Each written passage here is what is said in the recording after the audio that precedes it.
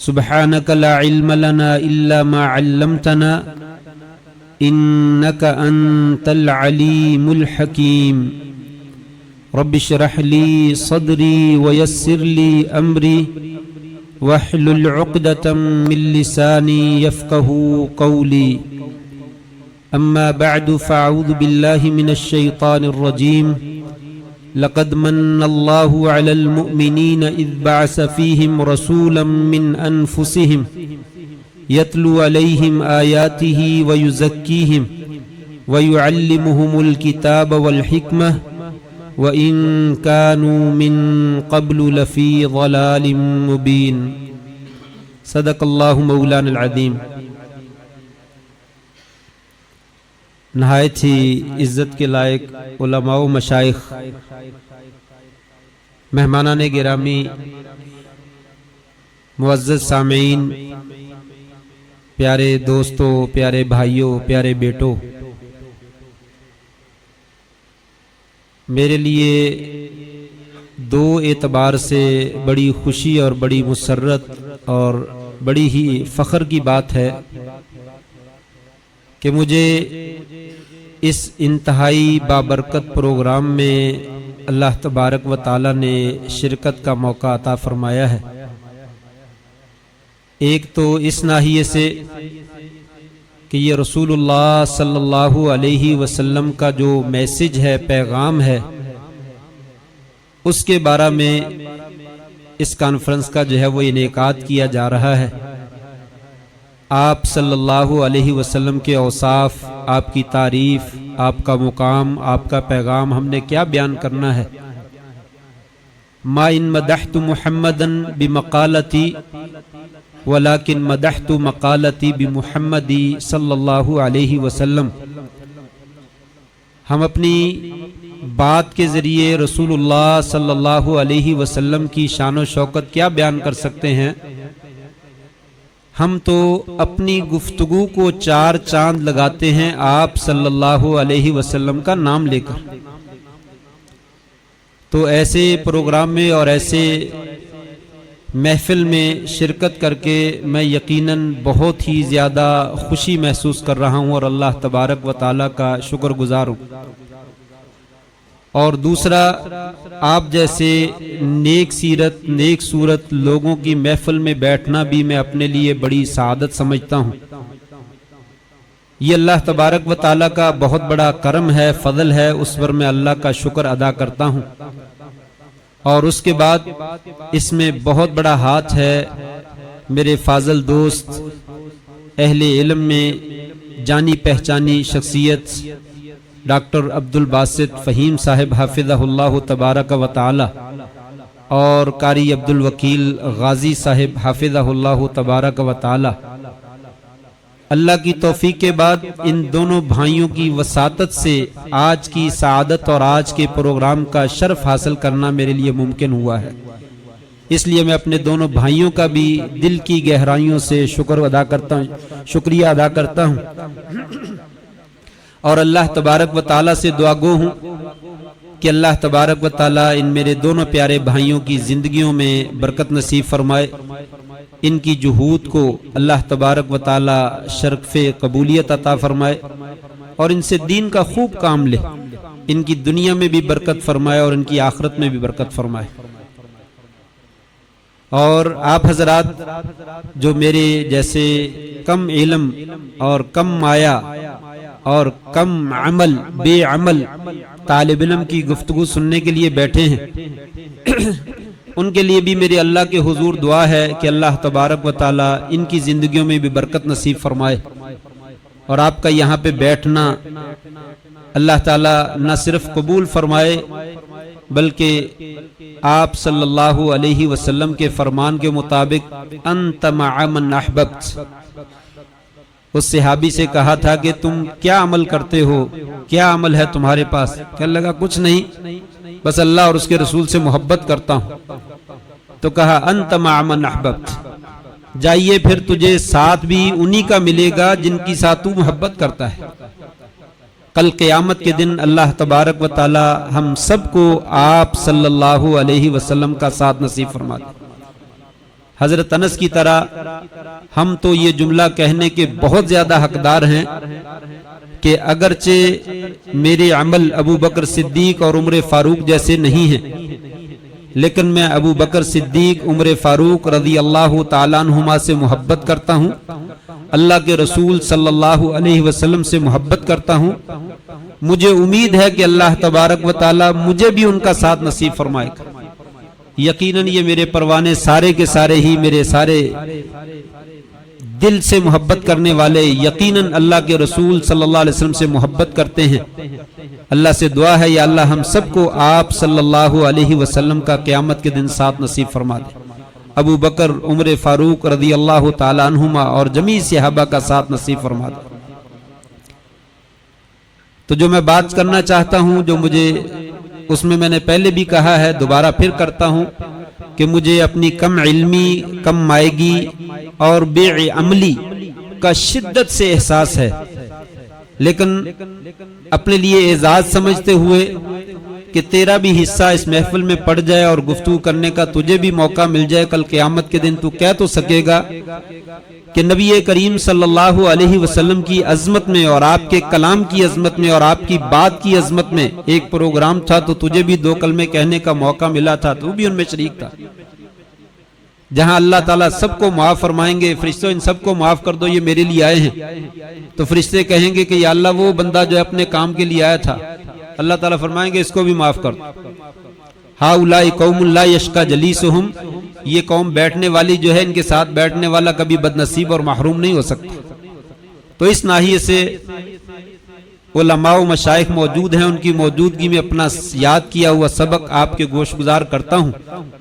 اگر اس میں کوئی خیر کی بات اور صحیح بات ہوئی تو وہ اللہ تعالیٰ کی توفیق سے ہے، اگر اس میں کوئی کمی اور کوتاہی ہوئی تو اس کا میں ذمہ دار ہوں، اللہ سے بھی اور آپ سے بھی معافی کا طلبگار ہوں، اور آپ سے گزارش ہے میری اصلاح بھی فرما دیں۔ تو جیسا کہ آپ نے عنوان تو کانفرنس کا سنا، لیکن میرا عنوان شاید نہیں سنا۔ میرا عنوان ہے بے راہ روی کے شکار نوجوانوں کے لیے پیغام سیرت۔ یہ عنوان ہے فکری بے راہ روی، فکری بے راہ روی کے شکار نوجوان جو ہیں ان کے لیے پیغام سیرت۔ میں لفظوں کی وضاحت کرتا ہوں پہلے تھوڑی سی۔ فکری لفظ ہے، سوچ و بچار کا نام ہے، خیالات کا نام ہے، انسان کے ارادے، انسان کے ذہن میں جو باتیں آتی ہیں ان کو فکری کہا جاتا ہے۔ بے راہ روی سیدھے رستے سے ہٹا ہوا، مڑا ہوا، انحراف جسے کہا جاتا ہے، جو شریعت کے راستے پر نہ چل رہا ہو اسے بے راہ رو کہتے ہیں۔ اور سیرت، نبی کریم صلی اللہ علیہ وسلم کی شخصیت، نام و نسب، آپ کی شکل و صورت، آپ کا اٹھنا بیٹھنا، کھانا پینا، سونا جاگنا، اور آپ کے اقوال و افعال، اور آپ کی پیدائش کی زندگی سے لے کر آپ کی وفات تک کی زندگی کے تمام حالات، ان کو جو ہے وہ مختصر الفاظ میں سیرت کہا جاتا ہے۔ گویا کہ عنوان کا سادہ سا ترجمہ یہ ہے کہ ہمارے وہ نوجوان جو ذہن میں کچھ شبہ، اشکالات جو غیر شرعی ہیں، ان شبہات کے آ جانے کی وجہ سے کتاب و سنت کا سیدھا رستہ چھوڑ دیتے ہیں، ان کے لیے سیرت النبی صلی اللہ علیہ وسلم کی روشنی میں کیا جو ہے وہ پیغام ہے، ان کی کیسے اصلاح ہو سکتی ہے، ان کی اصلاح کے لیے سیرت جو ہے وہ کیا کردار ادا کرتی ہے، یہ موضوع ہے۔ اور اس موضوع کی اہمیت اس بات سے بہت زیادہ واضح ہو جاتی ہے کہ آپ صلی اللہ علیہ وسلم کی زندگی کا اولین اور سب سے بڑا مقصد وہ یہی تھا۔ لوگوں میں جو بے راہ روی پائی جاتی ہے، کج روی پائی جاتی ہے، ٹیڑھ پن پایا جاتا ہے، صراط مستقیم سے جو ہٹے ہوئے ہیں ان کی اصلاح کی جائے، عقائد کی اصلاح اور اجتماعی مسائل کی، معاشرتی مسائل کی اصلاح، اخلاقی بگاڑ اور تباہی اور بربادی کی اصلاح۔ آپ نے یہی بیڑا اٹھایا، جو میں نے آیت کریمہ پڑھی اس میں بھی آپ اللہ تعالیٰ نے یہی فرمایا ہے ہم نے آپ صلی اللہ علیہ وسلم کو معلم انسانیت بنا کر بھیجا. معلم جو ہے وہ مربی ہوتا ہے، وہ تعلیم و تربیت کا اہتمام کرتا ہے اور بگاڑ کی اصلاح کرتا ہے. زبانوں کا بگاڑ ہے، ذہنوں کا بگاڑ ہے، عقیدے کا بگاڑ ہے، اور جس قسم کی بھی خرابی پائی جاتی ہے اس کی آپ نے جو ہے وہ اصلاح فرمائی. اپنے قدوہ سے، اپنے نمونہ سے، اپنے اسوہ سے، اپنی سیرت سے، جس کی وجہ سے اللہ تعالیٰ نے کھل کر کہا لَقَدْ كَانَ لَكُمْ فِي رَسُولِ اللَّهِ أُسْوَةٌ حَسَنَةٌ. لوگوں تمہارے لیے آپ صلی اللہ علیہ وسلم کی زندگی میں بہترین اور شاندار نمونہ ہے ہر چیز میں. آپ جانتے ہیں کہ عرب کے معاشرے میں بالخصوص اور دنیا میں بالعموم اس وقت کیا بگاڑ تھا؟ عقیدہ انتہائی بگڑا ہوا، اتنا بگڑا ہوا کہ آپ جانتے ہیں دو فرد ہیں، ایک کا نام اصاف اور ایک کا نام نائلہ ہے، ایک مرد اور ایک عورت ہے. واقعہ بیان کیا جاتا ہے کہ انہوں نے بیت اللہ میں نعوذ باللہ من ذالک زنا کیا. ان کو سزا کے طور پر پتھر بنا دیا گیا. ان عقیدے کے مارے ہوئے اور ذلت میں گرے ہوئے لوگوں نے انہی لوگوں کو جن کو سزا کی شکل میں بت بنا دیا گیا، پتھر بنا دیا گیا، انہوں نے بیت اللہ میں نصب کر کے اس کا طواف کرنا شروع کر دیا. ایک بوسہ دے کر طواف شروع کرتے اور ایک کا بوسہ لے کر جاؤ طواف کو ختم کرتے. یہ ایک چھوٹی سی مثال ہے، وگرنہ تو ہزاروں مثال ہیں ان کے عقیدے. اور اجتماعی اور اخلاقی بگاڑ جو ان میں تھا، چوری، زنا، ڈاکہ، قتل و غارت، اولادوں کو قتل کر دینا، زندہ درگور کر دینا، یہ تو معمولی بات تھی، بائیں ہاتھ کا کھیل تھا. جہالت اپنے عروج کے اوپر تھی. ایسے میں آپ صلی اللہ علیہ وسلم نے اپنا خوبصورت نمونہ اور قدوہ جو ہے وہ پیش کیا، اپنی سیرت کو پیش کیا، جس کے ذریعے سے اللہ تعالیٰ نے چند ہی دنوں میں جو ہے وہ ایسا انقلاب برپا کر دیا کہ تاریکی کی جگہ پہ نور کا پھریرا جو ہے وہ لہرائے اور روشنی ہی روشنی ہو گئی. وہی جو عزتوں کے لٹیرے تھے عزتوں کے محافظ بن گئے، جو رہزن تھے، لٹیرے تھے، وہ رہبر اور رہنما بن گئے اور مسلح بن گئے، قائد بن گئے اور محافظ جو ہے وہ بن گئے. تو آپ صلی اللہ علیہ وسلم نے وہ سیرت کیا پیش کی ہے جس سے یہ انقلاب پیدا ہوا. افسوس سے کہنا پڑتا ہے کہ آج اس سیرت النبی صلی اللہ علیہ وسلم سے ہم محروم ہیں، دور ہیں. ہمیں معلوم ہی نہیں ہے کہ سیرت ہے کیا، سیرت کے اندر جو ہے وہ ہمارے لیے کیا رہنمائی. آج کی دنیا میں ہمارے لیے ماڈرن ہے تو یورپی تہذیب جو ہے وہ ماڈرن ہے، ہمارے لیے نمونہ ہے. ہم اس کو رول ماڈل کے طور پر جو ہے وہ اختیار کرتے ہیں.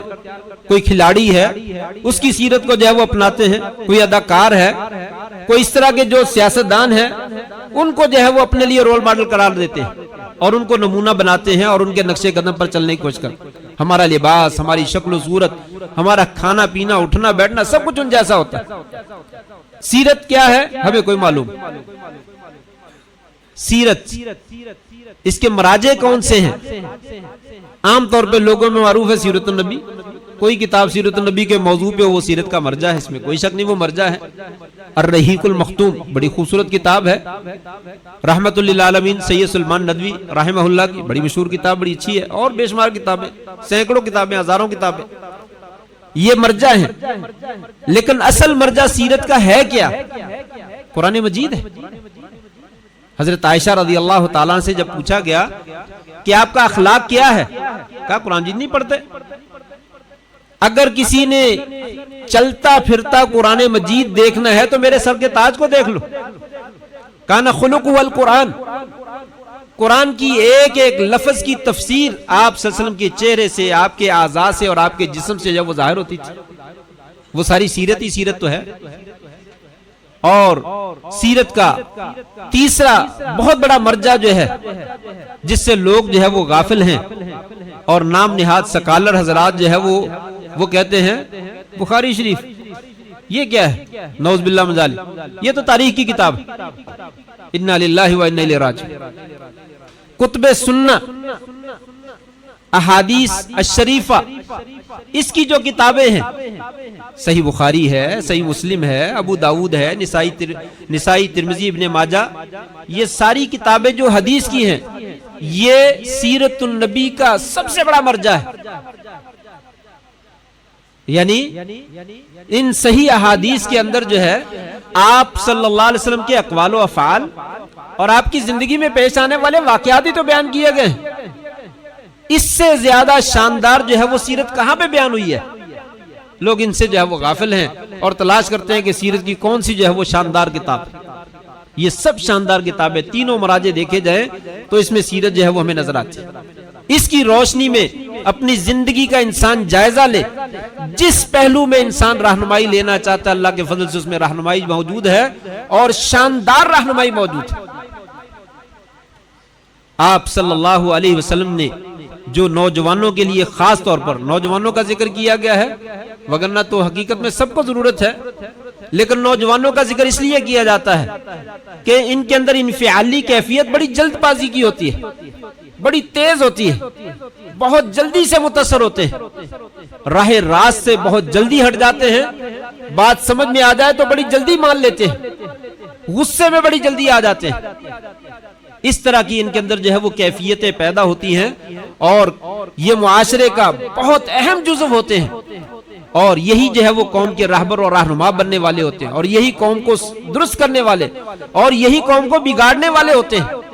اس وجہ سے ان کا ذکر کیا جاتا ہے، وگرنہ سیرت النبی صلی اللہ علیہ وسلم کے اندر جو ہے وہ سب کے لیے رہنمائی، بوڑھوں کے لیے بھی، عورتوں کے لیے بھی، بچوں کے لیے بھی، جوانوں کے لیے بھی، سب کے لیے رہنمائی موجود.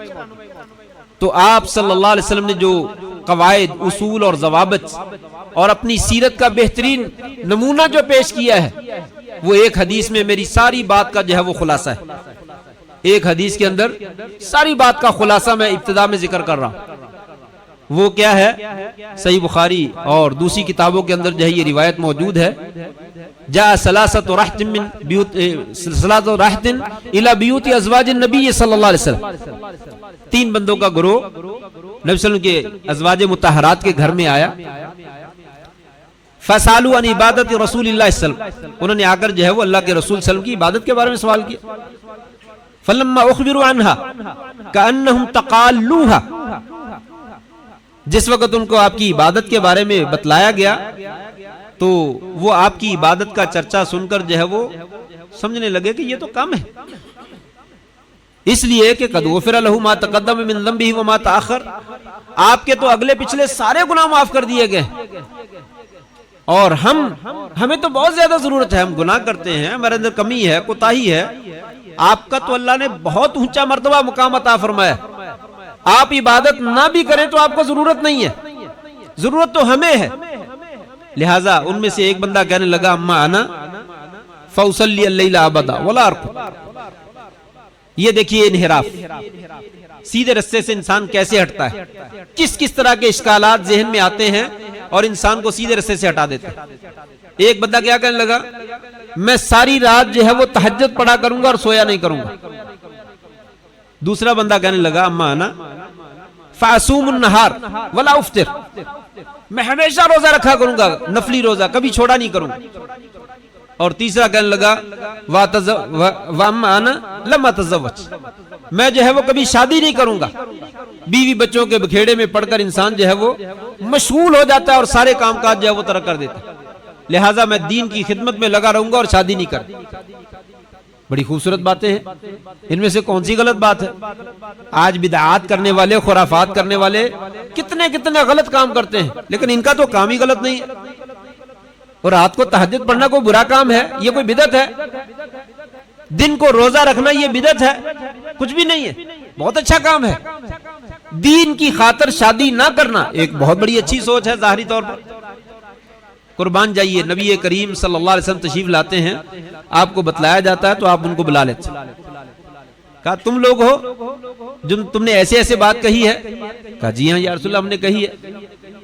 کہا سنو اما انا فاصلی اللیل وارقد، میں رات کو نماز بھی پڑھتا ہوں اور تھوڑا سا ایسا سو بھی جاتا ہوں. واصوم وافطر، روزہ بھی رکھتا ہوں، افطار بھی کر لیتا ہوں. واتزوج النساء، عورتوں سے شادی بھی کرتا ہوں اور دین کے کام بھی کرتا ہوں، خوب دین کی خدمت کرتا ہوں. آپ سارا دن کام کرتے ہیں اور شادیاں ایک 2 دن ہی ماشاءاللہ اللہ کے فضل سے آپ نے ایک وقت میں 9 بیویاں رکھی. کہا شادی بھی کرتا ہوں اور دین کے کام بھی کرتا ہوں. اس کے بعد جو ہے وہ آپ نے جو قاعدہ بتلایا وہ میری پوری بات کا خلاصہ. آپ نے کیا فرمایا؟ فمن رغب عن سنتی فلیس منی. یہی فرمایا نا, جس نے میری سنت سے منہ موڑا اس کا میرے ساتھ کوئی تعلق نہیں. یہ حدیث آپ سب کو آتی ہے, لیکن جو میں بات بتلانا چاہتا ہوں اس کو ذرا تھوڑا سا غور سے سن لیجیے. فمن رغب عن سنتی فلیس منی, جس نے عبادت کرنے میں, تہجد پڑھنے میں اور روزہ رکھنے میں, شادی کے معاملات میں میرے طریقے سے اعراض کیا, اس کا میرے ساتھ, میری شریعت کے ساتھ, میرے رب کے ساتھ, میرے دین کے ساتھ کوئی تعلق. کیا سمجھ میں آئی بات؟ لوگوں, راہ راست پہ آنا اور بے راہ روی کا شکار ہو جانا مین قاعدہ کہاں پہ ہے؟ اپنی ذہنی, فکری, عقلی منمانی کی شریعت میں کوئی گنجائش نہیں. میں نوجوان ہوں, میں بڑا ماہر ہوں, میری عقل بڑی تیز ہے, بڑی مہارت رکھتا ہوں, فلاں کام میں میں ایسا ہوں, میں ایسا ہوں, مجھے بات بڑی سمجھ میں آتی ہے. تو جو کچھ بھی ہے تیری منمانی, عقلی منمانی کی شریعت میں کوئی گنجائش نہیں. تجھے کام کتنا ہی اچھا کیوں نہ لگتا ہو, اگر وہ شریعت کے مطابق نہیں ہے تو اللہ کے دربار میں مناصر وہ شرف قبولیت حاصل نہیں کر سکتا, بلکہ تیرے لیے جو ہے وہ تباہی اور بربادی کا ذریعہ بن جائے. شریعت میں گنجائش کس کی ہے؟ میرے نبی صلی اللہ علیہ وسلم کے قدوہ کی, اسوہ کی, سیرت کی. اگر سیرت ہر کام میں موجود ہے تو وہ کام آپ کا قابل فخر ہو سکتا ہے, قابل قدر ہو سکتا ہے, باعث اجر ہو سکتا ہے. اگر اس میں آپ کا اسوہ اور آپ کا نمونہ موجود نہیں ہے تو وہ تباہی اور بربادی کا ذریعہ. بات تو یہی پہ ختم ہو جاتی ہے. ہر کام میں, عقیدے میں, عبادت میں, اجتماعیت میں, معاملات میں اور اخلاقیات میں اگر میرے طریقے کے مطابق آپ نے عمل نہیں کیا, اپنی منمانی کی ہے, اپنی مرضی کی ہے, اپنی عقلی گھوڑے دوڑائے ہیں, اپنی فکر کو آگے کرا, میری بات سمجھ میں نہیں آتی تو کیا کریں؟ کتنے ہی ہمارے بزرگ جو بہت بڑا اپنے آپ کو جو ہے وہ عالم ظاہر کرتے ہیں, بڑی کتابیں لکھی ہوئی ہیں, کہیں پہ حدیث آ جاتی ہے تو بڑے آسانی سے کہہ دیتے ہیں یہ حدیث مجھے سمجھ نہیں ہے. تو کیا کریں, نہیں سمجھ آئی, میری عقل میں نہیں آتی. تیری عقل کو اللہ نے معیار بنایا ہے. یہاں تو جلیل القدر 3 صحابہ کرام ہیں, وہ کہتے ہیں ہماری عقل میں بات آئی, ہم ساری رات تہجد پڑھیں گے, ہم روزہ رکھیں گے, ہم دین کی خدمت کریں گے. نبی کریم صلی اللہ علیہ وسلم نے فرما دیا تمہاری عقل کا کوئی اعتبار, تمہاری عقل میں یہ کام بڑا اچھا, اس کی پوری دنیا تعریف کرتی ہے اگر نبی صلی اللہ علیہ وسلم ان کو منع نہ کرتے کہ انہوں نے بہت اچھا کام کیا, لیکن آپ نے ریجیکٹ کر کے بتلا دیا لوگوں عقل کوئی معیار نہیں. یہاں پہ میری سنت اور میرا قدوہ اور میری سیرت میں یار ہے, اگر اس کے مطابق آپ عمل کر سکتے ہیں تو کامیابی, نہیں کر سکتے تو ناکامی, نہ تباہی اور بربادی اور بے راہ روی کا شکار ہو جائیں گے اور تباہ و برباد ہو جائیں گے. یہ آپ نے جو ہے وہ ہر چیز میں جو ہے وہ قاعدہ بتلا. اس حدیث میں بے شمار فائدے ہیں, اگر میں ذکر کروں تو بات اسی میں پوری ہو جائے گی, لیکن میں بات کو آگے بڑھاتا ہوں. آئیے 4 چیزیں ہیں, بہت ساری چیزیں ہیں جن میں انحراف پایا جاتا ہے. عقیدہ ہے, عبادات ہیں, اور معاشرتی اور اجتماعی مسائل ہیں, اور اخلاقیات. چاروں کے بارے میں تھوڑی تھوڑی گزارش میں پیش کر کے اپنی بات اور آپ سے جو ہے وہ اجازت لوں گا. سب سے پہلے عقیدہ ہے. عقیدے میں خرابی جو ہے وہ آتی ہے, ذہنوں میں بڑے سوال آتے ہیں. یہ اللہ تعالیٰ آدھی رات کو آسمان دنیا پہ تشریف لاتے ہیں تو عرش خالی ہو جاتا ہے. عرش نعوذ باللہ من ذالک مخلوق ہے تو اللہ تبارک و تعالیٰ یہ ذہنوں کی اختراع ہے. پھر اس میں آ جاتے ہیں, اس پہ بیٹھ جاتے ہیں, کھڑے ہو جاتے ہیں, کیا ہوتا ہے وہ وہاں پہ کیا ہوتا ہے؟ یہ خیالات. اللہ کا ہاتھ بھی ہے ہمارے ہاتھ کی طرح, اللہ کا چہرہ بھی ہے. ایک تو یوم یکشف عن ساق, پنڈلی سے کپڑا ہٹایا جائے گا, اللہ کی پنڈلی بھی ہے, پھر تو وہ ہمارے جیسا ہوا. یہ اعتراضات, یہ اشکالات ذہن میں آتے ہیں جو انسان کو راہ راست سے ہٹا دیتے ہیں. روح کیا ہوتی ہے؟ روح کیا ہے؟ کوئی کچھ کہتا ہے, کوئی کچھ کہتا ہے, کوئی کچھ کہتا ہے. یہ دین نعوذ باللہ من ذالک پتہ نہیں کیا کیا, پھر اس کے بارے میں وہ باتیں کرتے ہیں کہ یہ ایسا ہے, ایسا ہے, ایسی باتیں بتلا دی گئی. عذاب قبر یہ کس کو ہوتا ہے؟ بندہ تو مر گیا، کبھی جو ہے اس کے ٹکڑے اڑا دیے گئے، کبھی اس کو جو ہے وہ جلا دیا گیا، کبھی سمندر میں گرا دیا گیا، کہیں جہاز کریش ہو گیا، اس کی لاش کا کوئی ٹکڑا ہی نہیں ملتا، کس کو عذاب قبر ہوتا ہے؟ وہ تو قبر میں گیا ہی نہیں، اور قبر میں انسان جو ہے وہ مر گیا ہے، وہ تو ہل ہی نہیں سکتا، اس کی ہڈیاں پسلیاں سب کچھ جو ہے وہ مٹی میں مکس ہو جاتی، کس کو عذاب قبر ہوتا ہے؟ یہ اشکال ہے بہت بڑا، ذہن میں پیدا ہوتے ہیں، یہ عقیدے کے مسائل ہیں، تقدیر کے مسئلے بڑے آتے ہیں، قرآن و حدیث میں سب کا حل موجود ہے۔ غیب کے معاملے میں تمہاری رسائی ہو ہی نہیں سکتی، جتنے مسائل غیب کے ہیں ان تمام مسائل کو اللہ کے حوالے کر، قل الروح من امر ربی لیس کمثلہ شیء وہو السمیع البصیر، روح میرے رب کا معاملہ ہے، تمہیں کوئی دخل اندازی کا حق ہی نہیں۔ اور کیا ہے؟ اللہ تبارک و تعالیٰ جو جو اوصاف اللہ نے قرآن میں حدیث میں ذکر فرمائے وہ اسی طرح ہیں، لیکن اس کی حقیقت کیا ہے؟ لیس کمثلہ شیء وہو السمیع البصیر، اس جیسی کوئی شے نہیں، اس کے باوجود وہ سمیع بھی ہے، بصیر بھی ہے، وہ حی بھی ہے، سارے اس کے اوصاف ہیں جو ذکر کیے گئے۔ اور قبر کے معاملات میں یہ برزخ کا معاملہ ہے، یہ تو غیب کا معاملہ ہے، ماں کے پیٹ میں اس صدی سے پہلے لوگ جانتے ہی نہیں تھے کہ کیا ہوتا ہے، ترقی یافتہ زمانہ آ گیا اور مشینوں کے ذریعے سے انسان جو ہے وہ پیٹ کے کچھ احوال جان لیتا ہے، سارے احوال ابھی بھی نہیں جانے جاتے، یہ بھی لوگ اعتراض کرتے ہیں الٹرا ساؤنڈ آ گیا جی سب کچھ معلوم ہو جاتا ہے، قرآن تو کہتا ہے معلوم ہی نہیں ہو سکتا کہ ماں کے پیٹ میں کیا ہے، تو ماں کے پیٹ میں جو کیا ہے اس کی عمر کتنی ہوگی یہ الٹرا ساؤنڈ سے پتا کر کے بتا دے، وہ جو ماں کے پیٹ میں ہے وہ بدبخت ہوگا یا خوش قسمت ہوگا، سعادت مند ہوگا، یہ الٹرا ساؤنڈ سے پتا کر کے بتا دے، وہ دنیا میں کہاں کہاں جائے گا، کیا کیا کھائے گا، یہ الٹرا ساؤنڈ سے پتا کر کے بتا دے، وہ نہیں جانتے، کچھ بھی نہیں جانتے، یہ خالی اعتراضات ہے، ذہن کی اختراع ہے، انسان یہ چھوٹے چھوٹے خیالات لے کر جو ہے وہ گمراہ ہو جاتا ہے اور راہ راست سے جھوٹ جاتا ہے۔ آئیے دو تین مثالیں عقیدے کے بارے میں حدیث پاک کی روشنی میں ذکر کر دوں، آپ کی سیرت کی روشنی میں۔ صلح حدیبیہ کا موقع ہے، آپ صلی اللہ علیہ وسلم نے معاہدہ کیا مشرکین سے اور کہا بسم اللہ الرحمن الرحیم لکھیے، وہ مشرکین کہنے لگے نا یہ کیا بات ہوئی، بسم اللہ کو تو ہم جانتے ہیں، رحمان کیا ہے، واللہ ما ندری ما ہوا، ہمیں نہیں معلوم رحمان کیا ہوتا ہے، یہاں پہ بسمک اللہم لکھیے بس، آپ نے صحابہ سے کہا لکھ دو۔ پھر آئی بات من محمد رسول اللہ صلی اللہ علیہ وسلم، یہ لکھیے، وہ کہنے لگے رسول اللہ نہیں لکھنا، ھذا ما قاضى علیہ محمد رسول اللہ صلی اللہ علیہ وسلم، کہا نہیں رسول اللہ نہیں لکھنا، اگر رسول اللہ لکھتے ہم مانتے ہوتے ما صددناک عن البیت، ہم آپ کو بیت اللہ سے کبھی روکتے ہی نہ، ولا قاتلناک، ہماری آپ کی کبھی جنگ ہی نہ ہوتی، ہم تو مانتے نہیں، یہ رسول اللہ کا لفظ کیوں لکھنا ہے؟ آپ نے فرمایا واللہ انی لرسول اللہ، اللہ کی قسم یقیناً یقیناً میں اللہ کا رسول ہوں، ولیکن کذبتمونی، لیکن تم نے میری تکذیب کی ہے، علی محمد بن عبداللہ لکھ دو، چلو یہی لکھ دو۔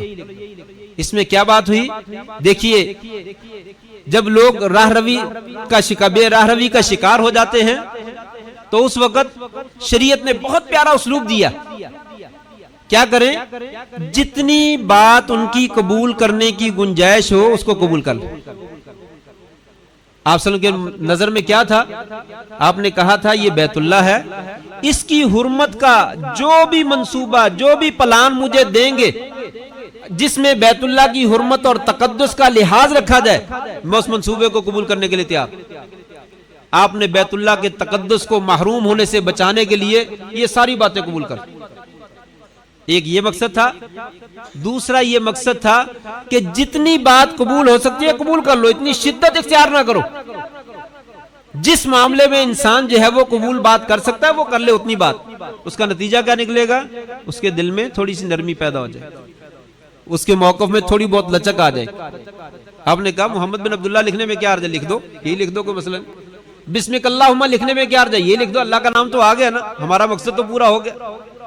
گویا کہ اس میں یہ بھی معلوم ہوا کہ جو بات اگر مان لی جائے تو شریعت پہ کوئی حرف نہیں آتا ہے، ایسی بات مان لینی چاہیے، اس میں ضد بازی نہیں کرنی چاہیے، اس سے دوسرے کے اندر نرمی پیدا ہوتی ہے کہ چلو یار میری اتنی باتیں مان لی، انہوں نے بہرحال نہیں مانی پھر بھی، لیکن نتیجہ کیا نکلا اللہ تبارک و تعالیٰ نے یہ ساری کی ساری شرطیں مسلمانوں کے حق میں کر اور مسلمانوں کو انتہائی زیادہ فائدہ ہوا، اور کافر جو ہے وہ خود منت اللہ کرنے آئے کہ یہ شرطیں ختم کر دیں اور آپ جو ہے وہ جو کرنا چاہتے کر لیں، اور کچھ شرطیں خود ہی انہوں نے توڑ ڈالی اور اس کا نقصان ان کو بھگتنا پڑا۔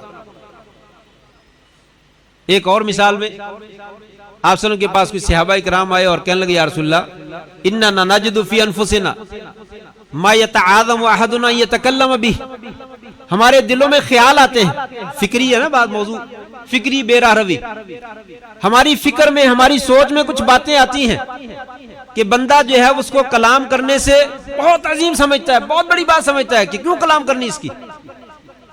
آپ نے کہا قد وجدتمو، تم نے واقعی اس کو پا لیا ہے؟ قالوا نعم، جی ہاں پا لیا۔ کہا ذاک صریح الایمان، یہ تو بالکل صحیح ایمان ہے اور واضح ایمان ہے، یہی تو ایمان ہے۔ کیا مطلب ہوا؟ لوگوں، شیطان کے وسوسے جب تک وہ وسوسے دل میں ہی رہے انشاءاللہ تعالی وہ کسی کا کچھ نہیں بگاڑ سکتے۔ یہ وسوسے جب دل سے نکل کر زبان پہ آ جاتے ہیں یہ تباہی بربادی کا ذریعہ بن جاتے ہیں۔ کہا جب تک وہ دل میں ہے اور تم اس کو زبان پہ لانا بڑا خیال کر رہے ہو، سمجھ لو کہ تم بالکل صحیح اور پکے سچے اور مسلمان۔ اسی طرح طلاق کا معاملہ ہوتا ہے، لوگ بڑے مسائل پیش کرتے طلاق، دل میں 1000 مرتبہ کہیں میں نے طلاق دینی ہے، آج میں نے دے ہی دینی ہے، آج اس کو طلاق دے کے چھوڑنی ہے، نہیں ہوگی جب تک آپ نے زبان سے ادا نہیں کی، جب تک آپ نے میسج نہیں لکھا، میسج نہیں کر دیا، رکا نہیں لکھ دیا، تب تک طلاق نہیں ہوتی۔ جب لکھ دیا، میسج کر دیا، زبان پہ لے آئے، کسی کو بتا دیا، اس کو نہیں پتا چلا، وہ طلاق ہو گئی۔ یہ دلوں کے خیالات میں اللہ تبارک و تعالی انسان کا مواخذہ نہیں کرتا جب انسان اس کے اوپر ڈٹا نہ رہے۔ تو کہا جب تک تمہارے دلوں میں وسوسہ ہے، یہ شیطان ایسے ہی کرتا ہے، وسوسے ڈالتا ہے اور وہ کوشش کرتا ہے تمہیں زبان پہ لائے، لیکن جو لانے سے بچا رہتا ہے وہ اللہ کے فضل سے جب بالکل سیدھے صحیح ایمان والا، سیدھے رستے پہ، اور جس نے لیا وہ راہ راست سے ہٹے۔ اسی کے ساتھ کی دوسری حدیث ہے، انسان کے دل میں وسوسہ آتا ہے، لوگ ایک دوسرے سے پوچھتے ہیں یہ چیز کس نے بنائی، یہ کس نے بنائی، یہ کس نے بنائی، یہ کس نے بنائی، من خلق ھذا، من خلق ھذا، کہتے اللہ نے بنائی، اللہ نے پیدا کیا۔ تو آخر میں پھر وہ سوال کرتا ہے من خلق ربک یا من خلق اللہ، نعوذ باللہ من ذالک، اللہ کو کس نے پیدا کیا؟ آپ نے فرمایا جب معاملہ یہاں تک پہنچ جائے تو پھر کیا کرے؟ فَلْيَسْتَعِذْ بِاللَّهِ، اگر راہ راست پہ آنا ہے اور بے راہ روی سے بچنا ہے فوراً اعوذ باللہ من الشیطان الرجیم پڑھے۔ نہیں میں بڑا ماہر ہوں، میں اتنی جلدی گمراہ نہیں ہوتا، مولوی صاحب آپ پتہ نہیں کون سی بات کرتے ہیں، میں بالکل سیدھے راستے پہ ہوں۔ اپنے آپ میں وہ جو ہے وہ بہت کچھ سمجھتا ہے اور وہ راہ راست سے ہٹ جاتا ہے۔ آپ نے فرمایا زبان سے آنے سے بچو اور اعوذ باللہ من الشیطان الرجیم پڑھو، اللہ تبارک بچا لیں گے۔ وَلْيَنْتَهِ، اور انسان پیچھے ہٹ جائے، باز آ جائے، اگر وہ رک گیا اور اعوذ باللہ پڑھ لے انشاءاللہ وہ کامیاب ہو جائے۔ آپ صلی اللہ علیہ وسلم نے صلح حدیبیہ میں ایک دفعہ فجر کی نماز پڑھائی، فجر کی نماز کے بعد آپ لوگوں کی طرف متوجہ ہوئے اور لیکچر دیا، درس دیا، خطبہ ارشاد فرمایا۔ رات میں بارش ہو گئی تھی، دیکھیے کیسا خوبصورت انداز ہے سمجھانے کا، سیرت میں کیسی کیسی عقیدے کی رہنمائی جو ہمارے لیے موجود۔ کہا لوگوں جانتے ہو ماذا قال ربکم، تمہارے رب نے کیا کہا ہے؟ قالوا اللہ ورسولہ عالم، یا رسول اللہ اللہ اور اس کا رسول زیادہ جانتا ہے، ہمیں تو نہیں معلوم۔ کہا اللہ تبارک تعالی نے کہا ہے اصبح عبادی مومن بی و کافر، آج صبح کچھ بندے مجھ پر ایمان لے آئے اور کچھ بندوں نے میرے ساتھ کفر کیا۔ جن لوگوں نے کہا مطرنا بفضل اللہ ورحمتہ، آج جو بارش ہوئی ہے وہ اللہ کے فضل سے ہوئی اور اللہ کی رحمت سے ہوئی۔ کہا فذالک مومن بی و کافر بالکواکب، یہ مجھ پر ایمان لانے والے اور ستاروں کے ساتھ کفر کرنے والے۔ واما من قال مطرنا بنوع کذا و کذا، جس نے کہا ہمیں فلاں فلاں ستارے سے بارش ہوئی ہے، فذالک کافر بی و مومن بالکواکب، یہ بندہ جو ہے میرے ساتھ جو ہے وہ کفر کرنے والا ہے اور ستاروں کے اوپر ایمان لانے والا۔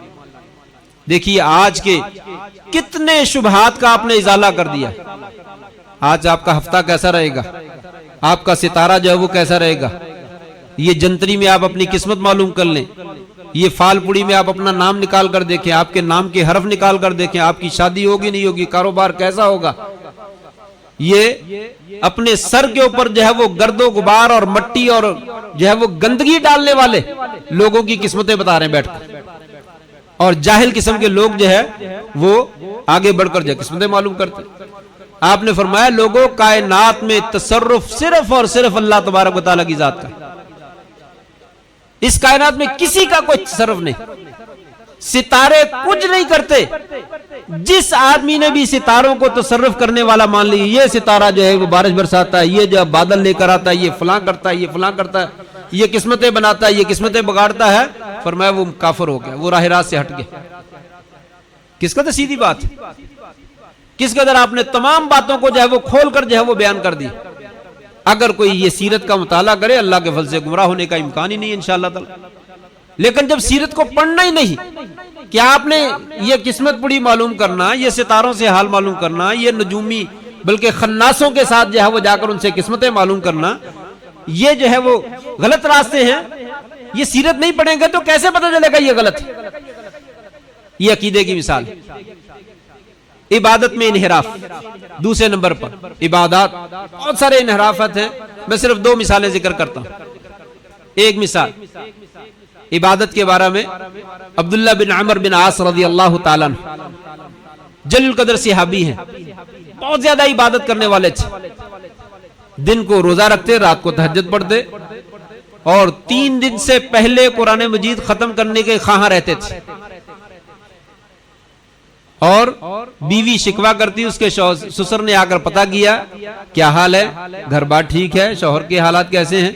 کہا بہت اچھا ہے، بہت نیک آدمی ہے، تہجد گزار ہے، روزے رکھتا ہے، لیکن بیوی کے بستر میں کبھی جھانک کر نہیں دیکھا، ہماری طرف کبھی نظر اٹھا کر نہیں دیکھا کہ بیوی کہاں رہتی ہے، اس کو کسی چیز کی ضرورت ہے یا نہیں ضرورت۔ نبی صلی اللہ علیہ وسلم کے پاس شکایت لگی، آپ نے بلا لیا، بھئی مجھے پتا چلا تو ایسے ایسے کرتا ہے، روزے رکھتا ہے، تہجدیں پڑھتا ہے۔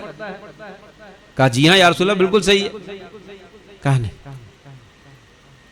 قم ونم سم وافطر فإن لجسدك عليك حقا وإن لعينك عليك حقا وإن لزوجك عليك حقا وإن لزورك عليك حقا۔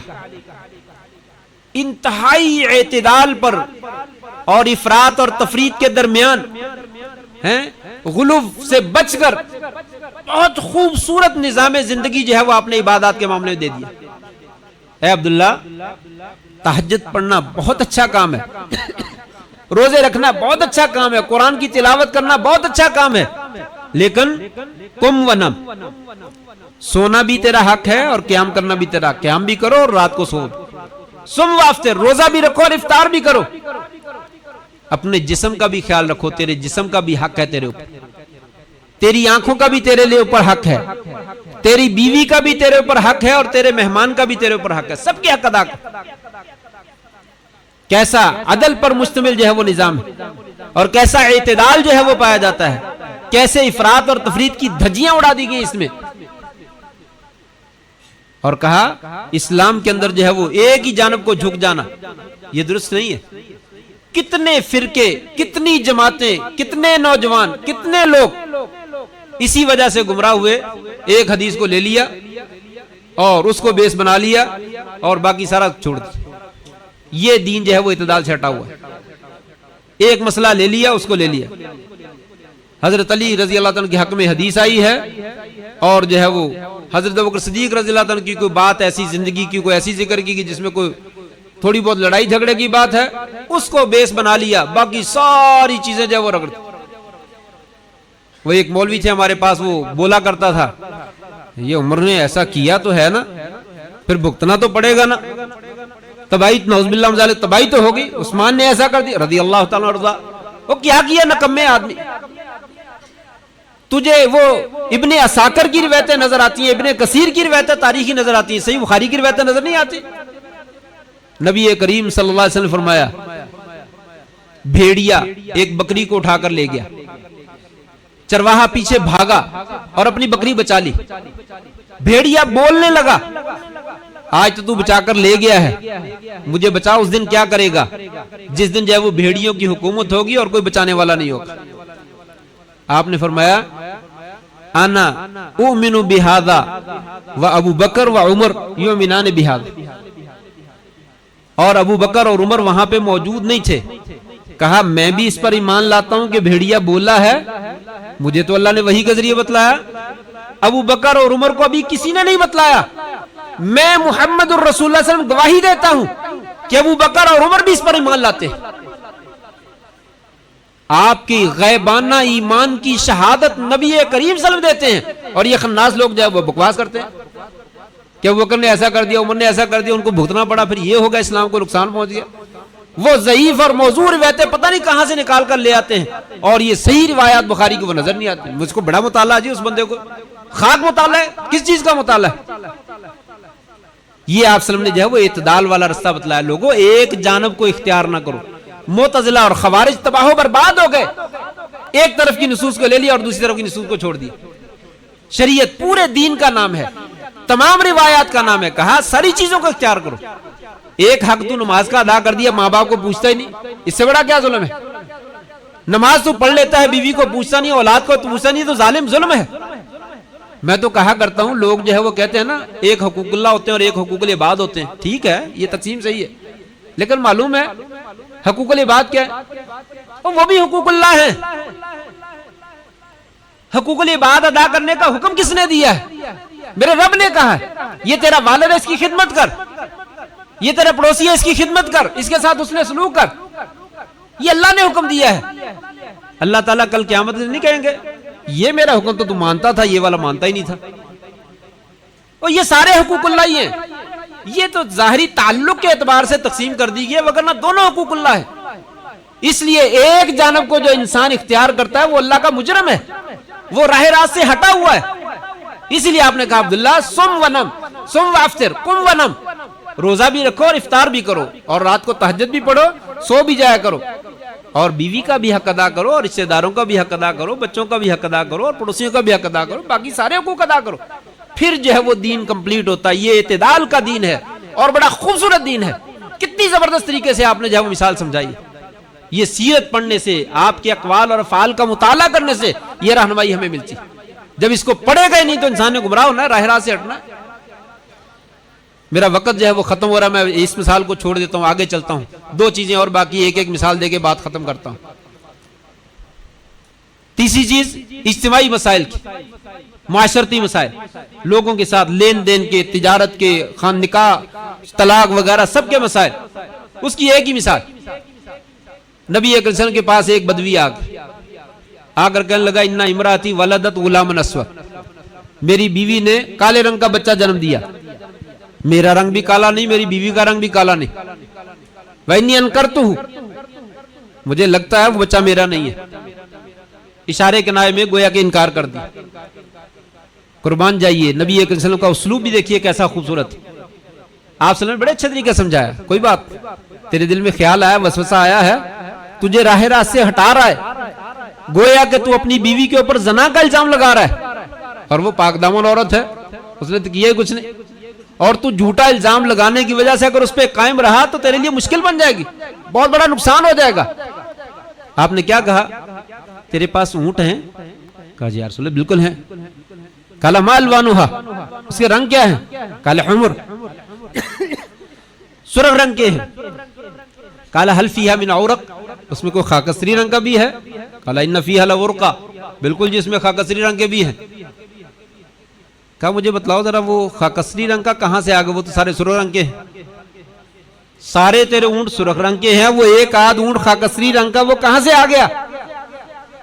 کہنے لگا یا رسول اللہ لعلھا ارق نزاھا, شاید کوئی باپ دادا پردادا سے اس نے کوئی رگ جو ہے وہ کھینچ لی ہے, اونٹوں میں سے کوئی نسل پیچھے جو ہے وہ خاکستری رنگ کی ہوگی, وہاں سے یہ بھی خاکستری رنگ کا بن گیا. آپ نے کہا اللہ کے بندے, یہ اونٹ اگر رگ کھینچ سکتا ہے تو یہ تیرا بچہ رگ نہیں کھینچ سکتا.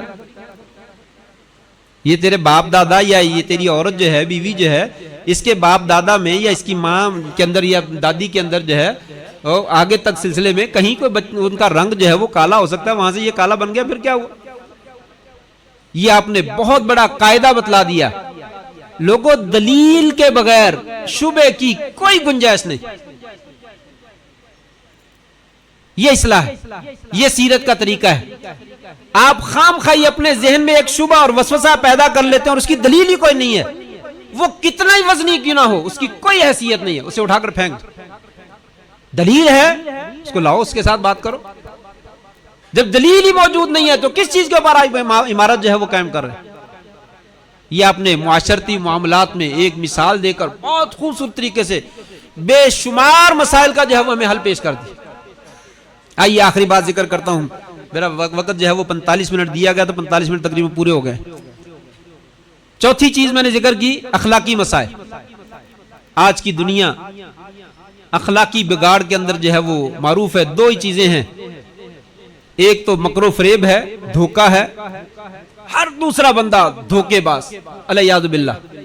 شکر کیا کریں اللہ تبارک و تعالیٰ نے ہمیں قرآن اور حدیث کی دولت سے مالا مال کیا اور ہمارے دلوں میں اللہ تعالیٰ نے کچھ نہ کچھ اپنا ڈر اور خوف جو ہے وہ رکھا ہوا ہے۔ دنیا کے ذہنوں میں کوئی خوف نام کی چیز نہیں ہے۔ کسی کو لوٹنا، لاکھوں روپے کروڑوں روپے ہتھیار لینا بائیں ہاتھ کا کام، اور وہ اپنے آپ کو چاتر سمجھتے ہیں، تیز ترار سمجھتے ہیں، بہت ماہر سمجھتے ہیں۔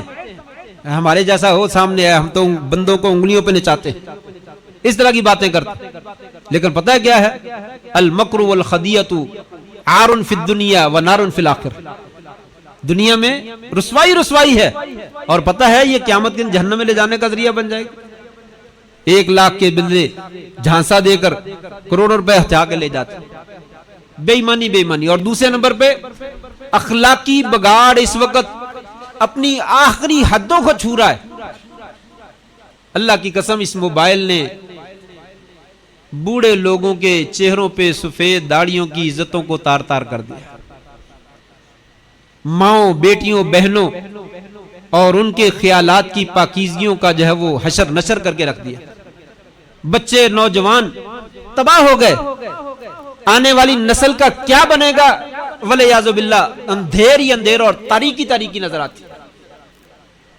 اس لیے اللہ کا دل میں ڈر رکھیں۔ اگر اللہ کا ڈر موجود ہے تو خلوت کی تھوڑی سی پاکیزگی اگر میسر ہو گئی تو اس تباہی اور بربادی سے انسان بچ سکتا ہے، نہیں تو نہیں بچ سکتا والعیاذ باللہ۔ اللہ تعالیٰ محفوظ فرمائے۔ اس لیے اس موبائل کو کوشش کیجئے جتنے فضول کام ہیں وہ چھوڑ دیجئے۔ یہ فضول کاموں سے ٹک ٹک کرتے کرتے انسان آگے پہنچ جاتا ہے۔ ایسے معاشرے میں اور ایسے ماحول میں جہاں پہ گندی فلموں کا زمانہ ہے، گندے ڈراموں کا زمانہ ہے، گندی پکچرز کا زمانہ ہے، گندی سٹوریوں کا زمانہ ہے، گندے ذہنوں کا زمانہ ہے، گندے دوستوں کا زمانہ ہے، کالج، یونیورسٹیاں، سکول، انسٹیٹیوٹ، جتنے علمی معاہد ہیں ان کے اندر کیا گل کھلائے جاتے ہیں وہ مخفی نہیں ہے۔ یہ بڑے بڑے لوگ کہاں پہ بیٹھ کے کیا کچھ دکھاتے ہیں یہ کسی سے مخفی نہیں ہے۔ یہ بہت بڑا شبہ ہے، بہت بڑا وسوسہ ہے لوگوں کے دلوں میں، جو لوگوں کو تباہ و برباد کیے جا رہا ہے، کر دیا ہے، کیا نہیں جا رہا، کر دیا ہے۔ غیرت نام کی چیز دنیا میں لوگوں کے ہاں کوئی موجود نہیں رہے گی۔ باپ بیٹی سے زنا کرتا ہوا انا للہ لفظ زبان سے نکالنے بڑے مشکل ہو جاتے ہیں، یہ نظر آتا ہے۔ بھائی بہن کی عزت کو تار تار کرتے ہوئے نظر آتا ہے۔ کیوں؟ اس لیے کہ ذہن گندے، دماغ گندا ہے، آنکھیں جو ہے وہ گندی ہیں، کان جو ہے وہ گندے ہیں، ہاتھ گندے ہیں۔ اس کے لیے آپ نے دیکھیے سیرت النبی صلی اللہ علیہ وسلم کے اندر کیسا بہترین جو ہے وہ نمونہ اور مثال جو ہے وہ آپ نے پیش کی۔ اگر کوئی اس کو ذہن میں رکھے اور سوچے اور غور و فکر کرے تو اللہ کے فضل سے اس کو ہدایت مل سکتی ہے۔ ایک بندہ آ گیا، نبی صلی اللہ علیہ وسلم موجود ہیں، صحابہ کرام موجود ہیں، کہنے لگا یا رسول اللہ ایذن لی بالزنا، اے اللہ کے رسول میرے لیے زنا کی اجازت دے دیں۔ صحابہ کرام گھور کر دیکھا، ٹوٹ پڑے، زجروہ، ڈانٹا اس کو، قالوا مہ چپ کر جا، کیا کہہ رہے ہو، زبان سے کیسے لفظ نکال رہے ہو، کچھ حیا کرو۔ آپ نے ان کی بات کو نظر انداز کر دیا، کہا ادن قریب ہو جاؤ، اجلس، فجلس، بیٹھ جاؤ، بیٹھ گیا، فجلس قریباً، قریب ہو کر بیٹھ گیا۔